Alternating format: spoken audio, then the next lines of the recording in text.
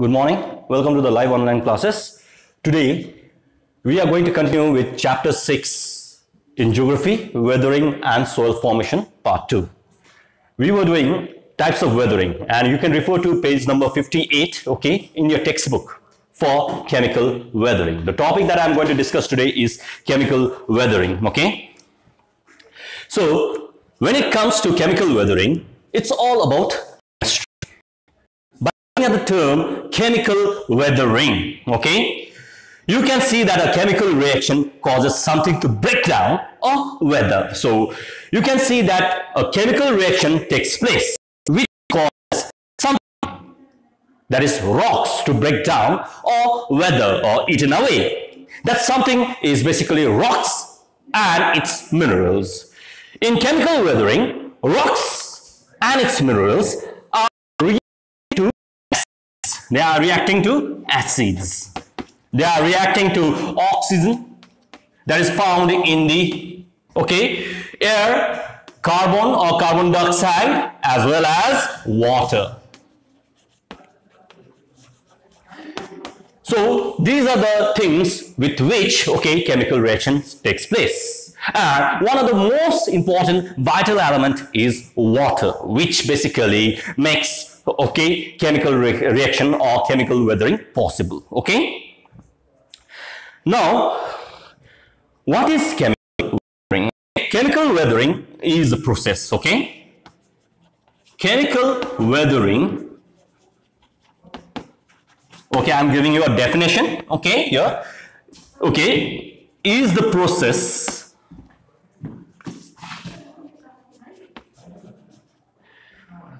by which rocks are broken down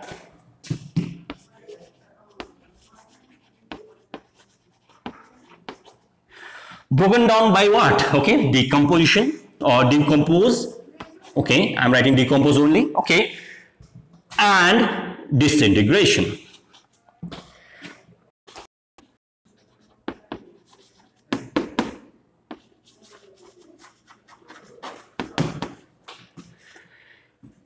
By chemical reaction. So chemical reaction takes place to water.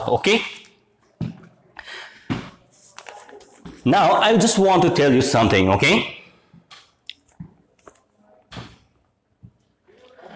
Since most of the chemical reaction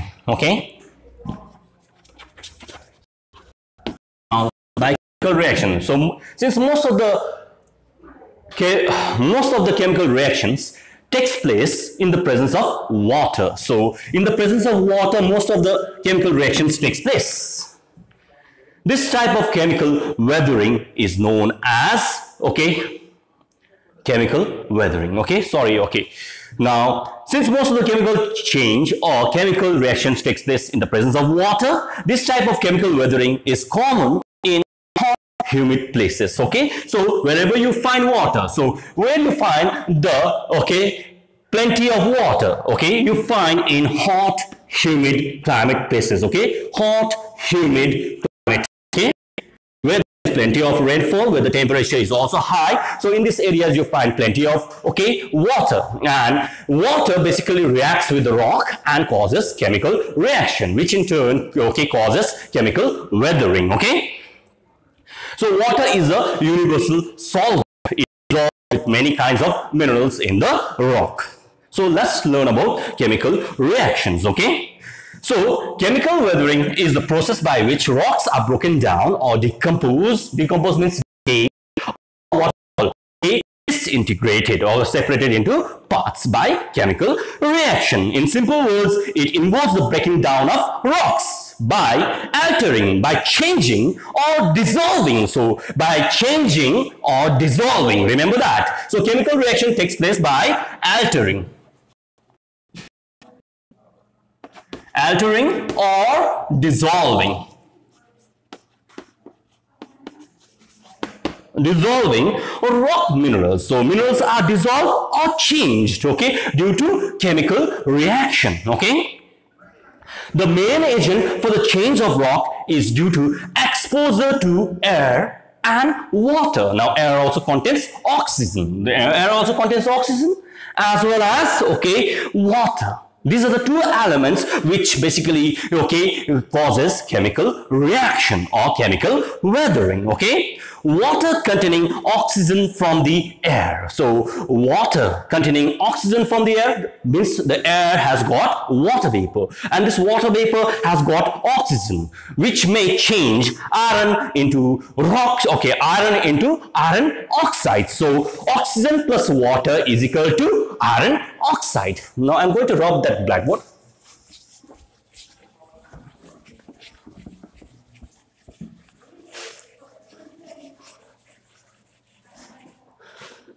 We are still doing chemical weathering. Chemical weathering. Okay.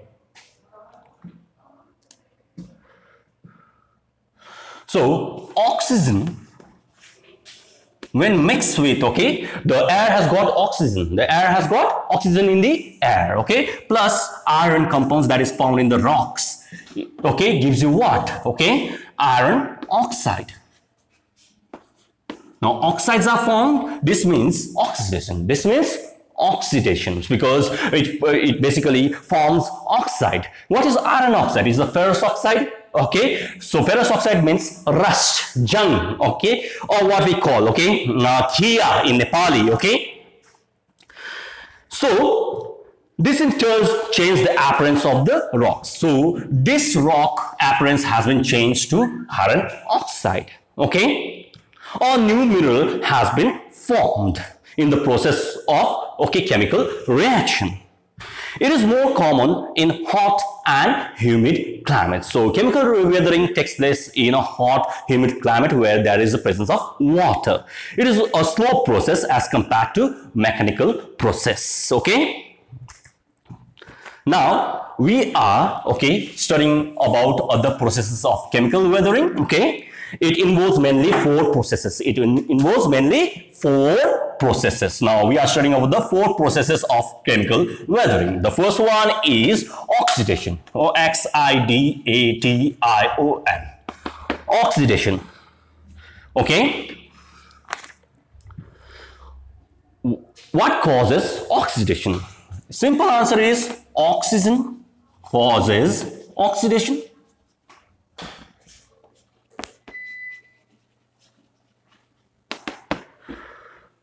You can think about oxidation, okay, like rust in a car, okay, or in your bicycle or motorcycle. Rust forms when iron or steel in your car reacts with oxygen. So rust happens when, okay, when iron reacts with water, and water which contains oxygen, okay, or in the air, to form iron oxide. So how does oxygen take place? Oxygen plus iron gives you, okay, iron oxide, which is the ferrous oxide. Ferrous oxide is also known as rust, okay. Oxidation forms, okay, hydroxides or oxides, okay. Common minerals of oxidation are manganese, okay, sulfur, iron, etc. So let's learn about oxidation, okay. When the oxygen in the air or water, so oxygen is found in the air also, in the water also, as well as in the rainfall, okay, reacts with minerals on the rock, oxidation takes place. Example, most rocks contain iron or iron compounds, okay, which on coming in contact with air and water which contains oxygen, okay, changes into iron oxide that produces rust. Rust means kia or jung, okay, which makes the rock very, very weak and eventually cause the disintegration of the rocks by crumbling and eroding. This process is known as oxidation, okay. Note, oxidation not only changes its composition, so composition means what it is made of, but also it changes its appearance, the look, okay. Iron basically turns into iron oxide. and produces brown crust. Now, whenever I am talking about the brownish crust, the outer layer of the rock changes into appearance or color, okay? And rust are formed. Thus, the soil thus formed are reddish brown in color, and this soil is also known as red soil. Now, the second one that we are doing is carbonation. The four processes I am talking about, the second process is known as carbonation. C-A-R-B-O-N-A-T-I-O-N, carbonation. Now,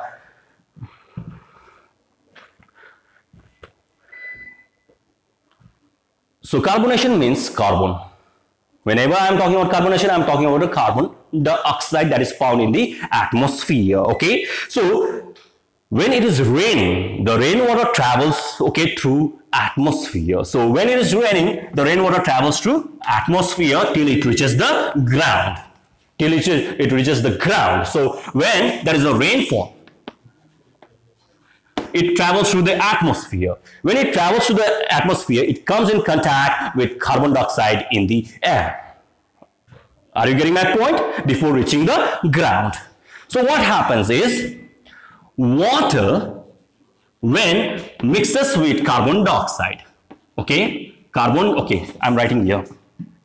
Water, when it mixes, so I'm talking about rainwater, when it mixes with carbon dioxide,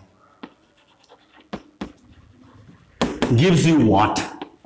Okay, gives you carbonic acid. A new element is formed, okay, a new, okay, chemical is formed, okay, there is a chemical reaction or a mineral is formed which is known as diluted or weak, okay, carbonic acid is formed. So, weak carbonic acid is formed when carbon dioxide mixes with the water, okay. So this carbonic acid is the acid in which, okay, minerals of the rocks get dissolved. Okay, this process is known as carbonation. Okay, carbonation is the reaction of carbonic acid on minerals. So carbonation is the reaction of this acid on the rock. Rainwater, when mixed with carbon dioxide in the atmosphere, forms a weak solution of carbonic acid. So, water, when mixes with the carbon dioxide, it gives you carbonic acid. Okay, it acts on the rock containing limestone. So, this carbonic acid basically plays a vital role, okay, in having chemical reaction with what type of rocks? Limestone. Limestone is tuna. Okay, then another one is chalk. Then another one is marble, okay. The result of the reaction is calcium bicarbonate. So when this carbonic acid basically mixes with this rock, it gives you what? Bicarbonate, okay. It gives you bicarbonate or, okay, calcium bicarbonate or carbonate, which is highly soluble, which can be dissolved or which can be melted into liquid, okay, and gets washed away when it rains. So it also gets washed away. It flows when it, okay, it gets washed away from one place to another when it rains heavily, okay, as it flows through the rocks, okay, or seeps. So when it flows to the rocks or seeps, means, okay, enters inside the ground, okay, below the surface of the earth, it creates grooves. Grooves means hollows, okay, hollows in the rock, hole in the rocks, and gives rise to beautiful landforms like clints. Now, what is a clint? Okay, in your book also it is mentioned. You can, okay, underline that clint.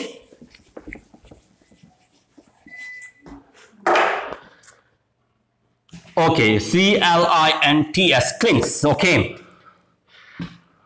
This is a flat land, okay, of a limestone, okay, a flat part of a limestone area. Limestone area, okay, you can write area. Now, what are grikes? G-R-I-K-E-S, grikes. Now, whenever I'm talking about the grikes, okay, a deep fissure. Now, fissure is basically a crack, C-R-A-C-K, crack, okay, of a limestone area.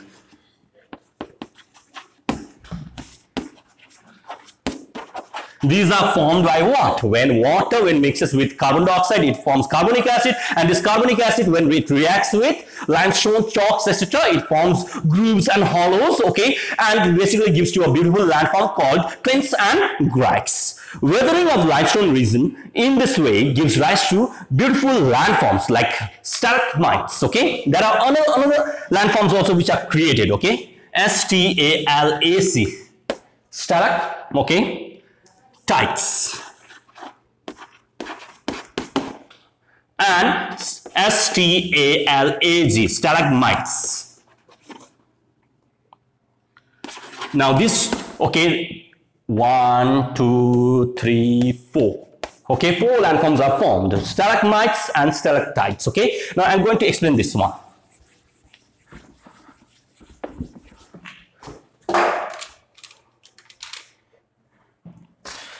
Okay, let's take for example, this is a cave. Okay, I'm making a circle here so that this is the hollow of a cave. Okay, I'm making some, okay, cylinders of, okay, what we call, okay, calcium carbonate. A cylinder of calcium carbonate hanging from the roof. This is the roof. This is the roof of limestone caves. These are limestone caves. So I'm writing these are caves. Okay, this is not a cave actually, but for your basic understanding, I'm writing it down. And which cave it is? Limestone caves.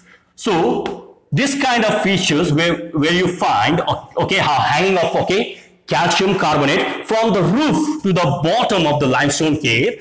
This is known as, okay, what we call stalactites. This is known as stalactites. These are basically cylinders, okay, of calcium carbonate hanging from the roof to the bottom of the limestone caves. Now, what are stalagmites?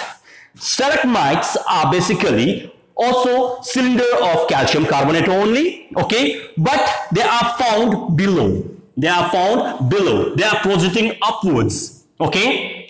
They are projecting upwards, okay, from the, okay, floor to the roof of the limestone caves. This is known as stalagmites and stalactites. These are formed by carbonation.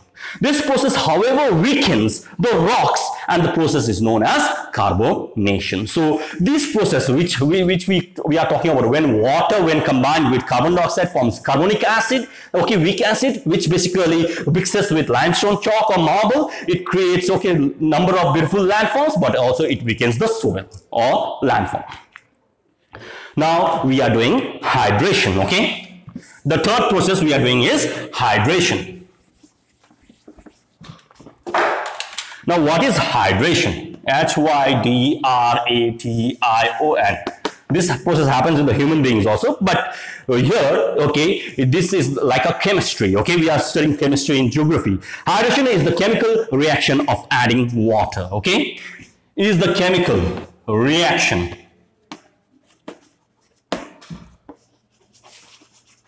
of chemical not reaction, is the chemical addition of water, okay, or chemical reaction of water, you can also say.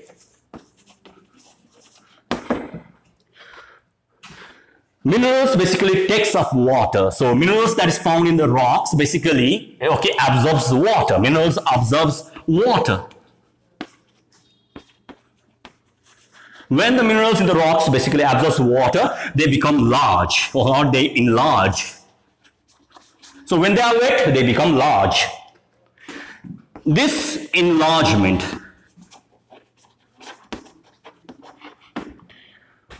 causes an increase in the volume of this material. What it means is, when it enlarges, it expands, but when it becomes dry, it contracts. So let's learn about hydration. The chemical reaction of water with minerals. So chemical reaction of water. Here also water plays a vital role. So water with minerals changes the proportion, changes the size of that mineral and what it is made of. Example, feldspar, a silicate of aluminum, absorbs water. So when feldspar absorbs water, FeLDS, feldspar absorbs water, what it gives you? It gives you KaOlin, kaolin, a mass of clay. And whatever is left behind is a residue of sand. Note, this tiny clay particle of kaolin, okay, expands when wet. So it enlarges when it absorbs water, but contracts when it does not have water. So it becomes smaller in size when it does not have water. This continuous expansion and contraction weakens the rock, and ultimately the rocks break into pieces or get separated. Thus, feldspar in granite undergoes granular disintegration. Granular means, okay, coarse disintegration or harsh disintegration that we find in mechanical weathering, which basically ultimately breaks the rocks into pieces. The last one we are studying is solution. The last one we are studying is solution. The fourth one. Fourth one we are studying is solution. Solution is the simplest and most important process of chemical weathering. When rocks, so this is the last one I am teaching you, when rocks are basically inorganic substances, are dissolved in water, sometimes also in acids, they get dissolved, okay? Acids, okay, you can, okay, chalk it out right now, in water right now, okay? Then, water or acid, okay?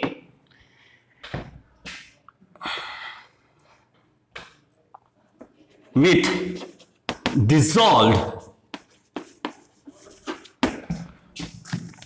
substance is called a solution. So, what is solution? When rocks are dissolved in water, so what kind of rocks get dissolved in water? Like you can take an example of salt. When you put, okay, a pinch of salt in a glass of water, what will happen? It dissolves. It melts into liquid. Likewise, let's talk about another kind of chalk. Chalk, we can take it, okay? If you are putting one chalk in a glass of water and observe after 2 days or 1 day, what will happen? Chalk basically mixes or dissolves in water. So this is known as solution, okay? Water-soluble minerals in a rock like limestone, rock salt. Now, limestone is a tuner, whereas rock salt is which actually occurring, okay, near the seas, etc., as well as it is called a halite, which I have explained you, okay, and gypsum. Gypsum is basically hydrated calcium sulfate, okay, which is gray in color or white in color, okay, dissolves easily in water when rainwater or river water flows over them. When water basically flows over the limestone or gypsum or halite, what happens? It actually dissolves or it has a chemical reaction called solution. The soluble minerals get separated from insoluble minerals. So soluble minerals get separated from insoluble minerals when soluble minerals dissolve by forming solution and get separated from insoluble minerals. Dissolved minerals flow down the hole. They basically flow down the hole. They create a hole, okay, or gaps, cracks, joints, etc., as well as crevices. Crevices are basically a narrow opening or a hole of rocks. They basically enters to the rocks and goes inside the earth. This makes the parent rock. Now again we are coming to the parent rock. Parent rock means original rock, okay, from which something has been formed. This is the grandfather of rocks. So this makes the parent rocks to crumble, means this makes the foundation of the rocks to break and disintegrate. This process is known as solution. with this, okay, I have finished, okay, the 4 processes of chemical weathering. In next class, I'll be starting with, okay, biological weathering. Thank you for listening. Have a good day.